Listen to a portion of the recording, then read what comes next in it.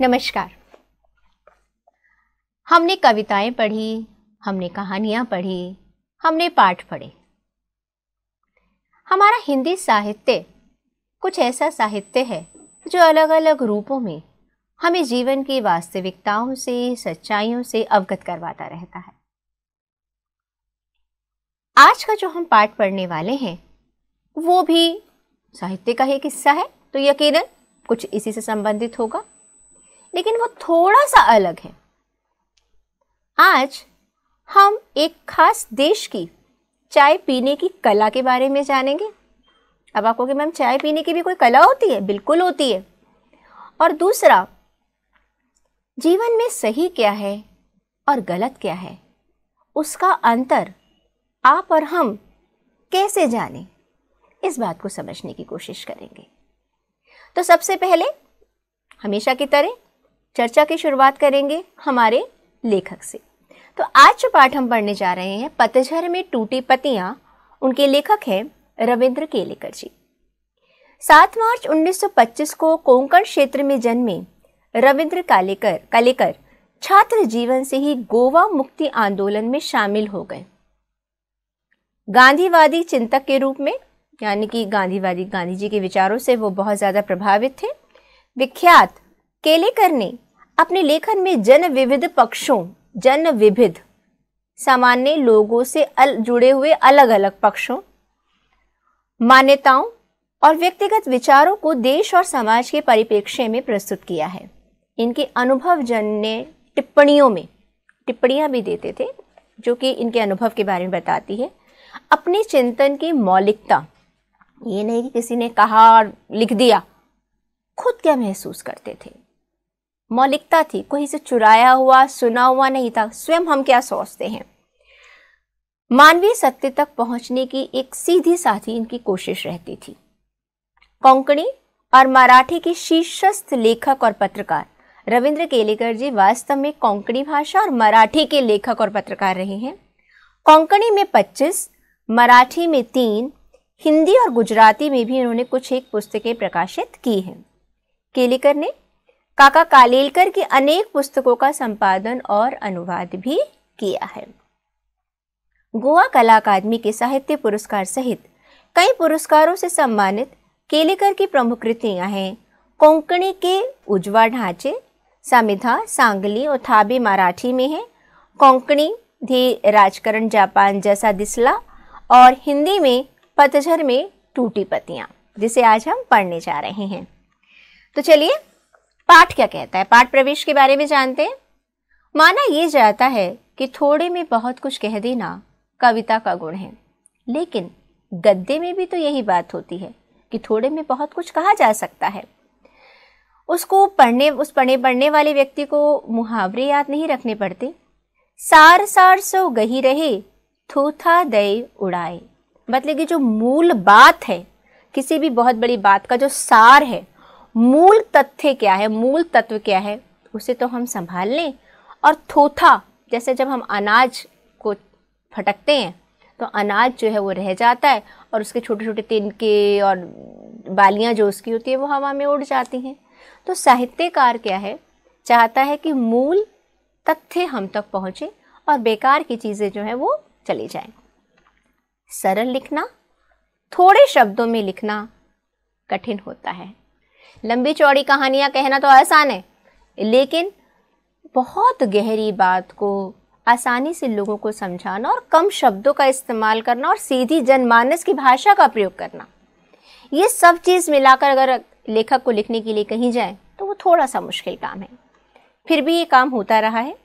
सूक्ति, कथाएं, आगम कथाएं, जातक कथाएं, पंचतंत्र की कहानियां उसी लेखन का प्रमाण है। हम तो हिंदी साहित्य, मैंने कहा ना, भरपूर है, तो हिंदी साहित्य को इस बारे में सोचने की जरूरत नहीं पड़ती।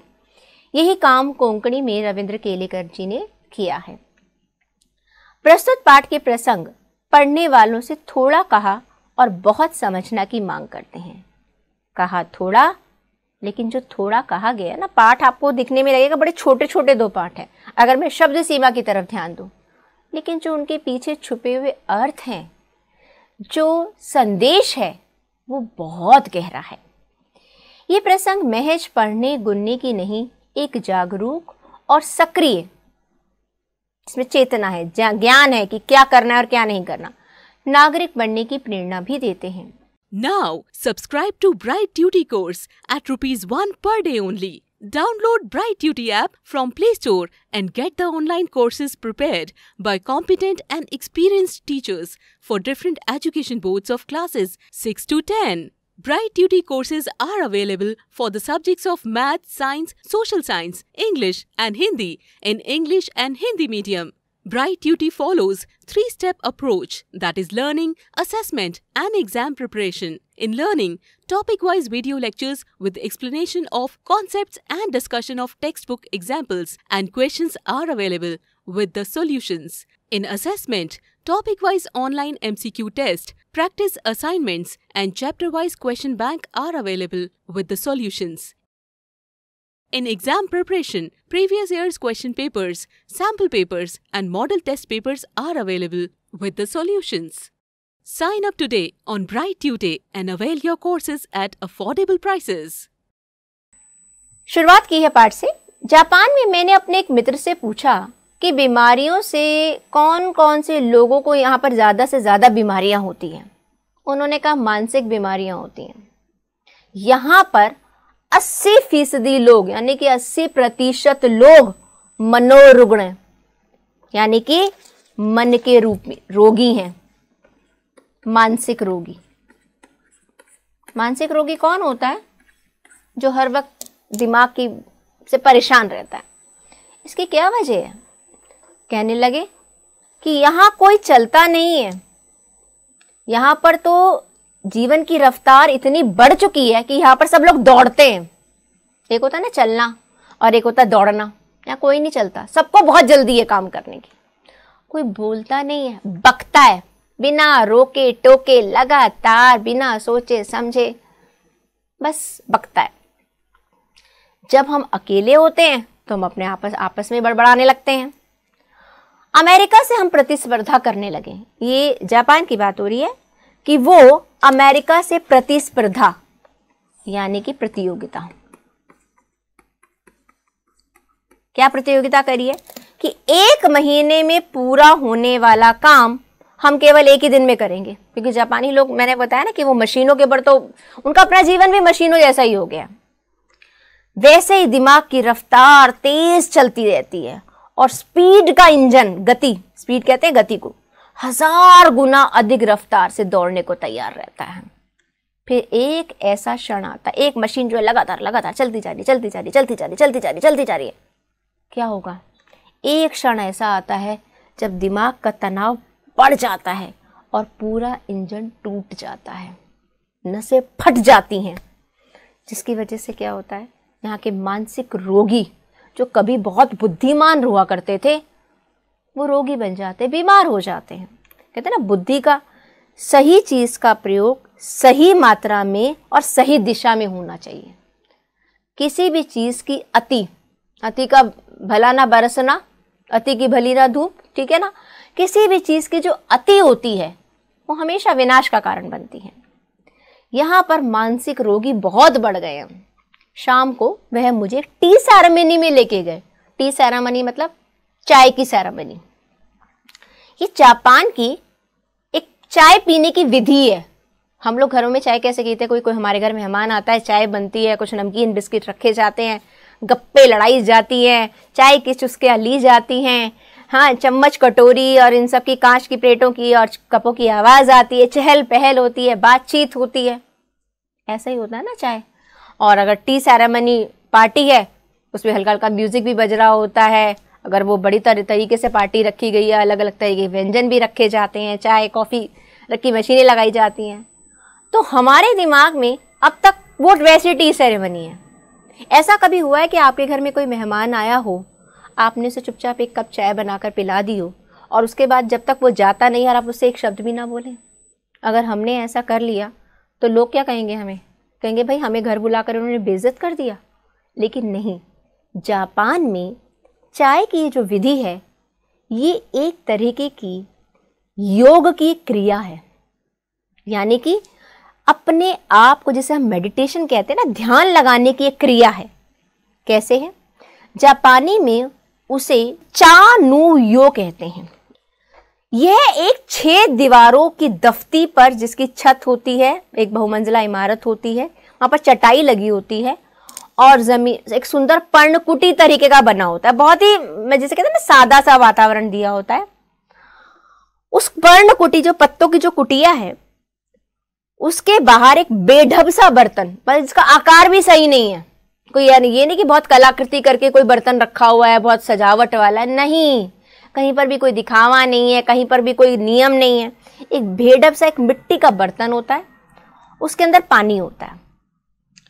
वह हमें अपने अंदर साथ ले गए, हमारे हाथ धोए गए, तौलिए से पूछे गए और वहां पर जमीन पर बिठा दिया जाता है। वहां पर एक जाजीन बैठा हुआ है, वह हमें देखकर खड़ा होता है, हमें कमर झुकाकर हमें प्रणाम करता है, जिस तरह से हम लोग कहते हैं आइए तशरीफ रखिएगा, और हमें बैठने की जगह दिखाई जाती है। अंगीठी सुलगाई जाती है। जैसे आजकल आपके घर में गैस होती है ना, पुराने ज़माने में क्या होता था, अंगीठी क्या होती है, मैं थोड़ा सा बनाने की कोशिश करती हूँ। एक इस तरह से एक मिट्टी का वो होता है, ये ऊपरी दशा है इनकी, और उसके अंदर यहाँ से ईंधन डाला जाता है और यहाँ पर बर्तन रख दिया जाता है और इसके अंदर से जो गर्म सेक है वो बर्तन पर पड़ जाता है। यहाँ पर इसका एक बर्तन रख दिया जाता है। ठीक है जी। आपने देखा होगा जिस तरह आजकल के तंदूर इत्यादि होते हैं, ठीक है, सब छोटा सा एक अंगीठी का एक रूप होता है, उस पर चायदानी रख दी जाती है। बगल में जहां पर स्वागत, जहां पर हमें बिठाया गया, वहां से कुछ बर्तन लाए जाते हैं, उन बर्तनों को साफ कर दिया जाता है, सुखाया जाता है। और ये काम इतनी गरिमापूर्ण तरीके से होता है कि उनकी हर भंगिमा से, भंगिमा का अर्थ मतलब है उनके हाव भाव से ऐसा लगता है मानो जय जयवंती के सुर गूंज रहे हों। ये नहीं कि बर्तनों की खटखट आ रही है टपर, ऐसा कुछ नहीं है। हर चीज में एक शालीनता है, एक गरिमा है, और उस वातावरण में इतनी शांति है कि जो चाय दानी में जो पानी का खदबदाने का अर्थ है उबलना। अगर आप बिल्कुल शांत कमरे में है ना, और पानी अगर आप अपने गैस पे रख दीजिए और पानी के उबलने की आवाज़ आपको सुनाई देगी, कभी सुनी नहीं होगी, आज घर जाकर ये कर देखिएगा। चाय तैयार की जाती, बिल्कुल शांति है, कोई एक शब्द नहीं बोल रहा, उसे प्यालों में भरी जाती है। फिर वो प्याले हमारे सामने रख दिए जाते हैं।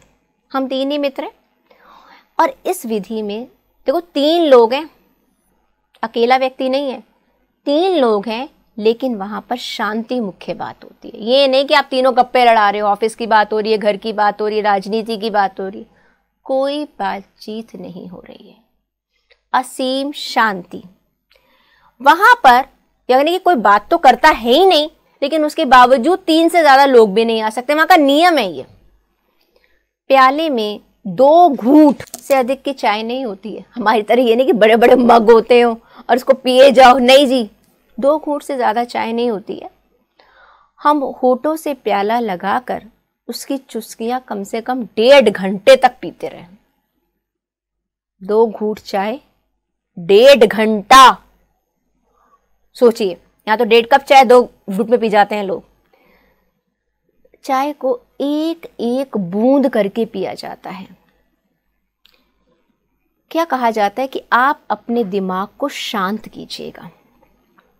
एक एक बूंद पीते समय आपने अपनी उलझनों को, सबको भूल जाना है। 15-20 मिनट लगते हैं इस प्रक्रिया में कि आप अपने दिमाग को अपने आसपास की जगह से हटाते हैं, और थोड़ी देर बाद क्या होता है कि वाकई में आपका दिमाग जो कई दिशाओं में चल रहा होता है वो बंद हो जाता है। उस समय ऐसा लगता है मैं अनंत काल में जी रहा हूँ, और सन्नाटा यानी कि हवा की आवाज़, एक चुप्पी की जो आवाज़ होती है वो भी मुझे सुनाई देती है। अब देखो, जब आप अकेले बैठे होते हो तो आप क्या करते हो?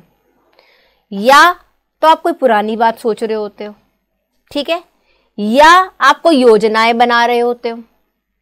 आप में से कितने लोग ऐसे हैं, कभी कर देखिएगा आप, कि आप खाली बैठिएगा शांत कमरे में, देखिए आप क्या करते हैं। आप कहोगे मैं आंखें बंद करी, अच्छा वो हमें सोचने लगे, हमें वो याद आ गया, वो याद आ गया, तो मैंने आपसे कहा ओके, भूतकाल के बारे में कोई नहीं सोचेगा। चलो जी, नहीं सोचा हमने, हम भविष्य के बारे में सोचने लग गए। अच्छा, मैं घर जाकर ये करूँगा, लेसन कब ख़त्म होगा, मुझे खाने में क्या खाना है, मुझे होमवर्क में क्या करना है, मेरे को एग्ज़ाम में क्या करना है, उसके बाद क्या करना है। हमारा दिमाग एक मशीन की तरह चलता रहता है। हम कभी वर्तमान में तो जीते ही नहीं हैं।